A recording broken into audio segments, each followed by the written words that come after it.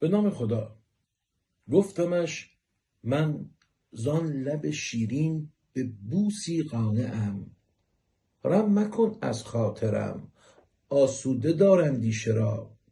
با نگاهی تلخ و آهنگی پر از تحقیر گفت دوست نتوان داشت عشاق قناعت پیشه را. همش یکی، 100 تا باید بخوای.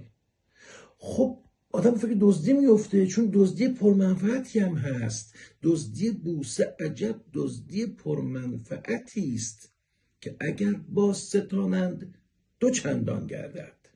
ای بابا دزدی که کار خوبی نیست، حلال خوری کنیم باشه، قیمتشو پرداخت کنیم. قیمتش چقدر؟ هر چی که قیمتش باشه میارزه.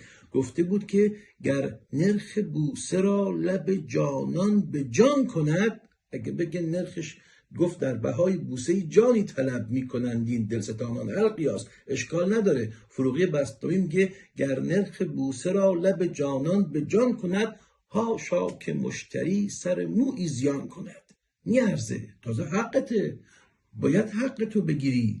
رها نمی کند ایام در کنار منش، که داغ خود بستانم به بوسه از دهنش. این جز مطالباتمون بوده. و البته هر بوسه‌ای که معشوق بده اگه تلخم باشه اشکال نداره. حافظ میگه قند آمیخته با گل نه علاج دل ماست. بوسه ای چند برآمیز به دشنامی چند. بوسه تو بده حتی اگه با دشنام باشه، برای اینکه راز بقاست. لبت می بوسم و در می کشم می، به آب زندگانی برده ام پی.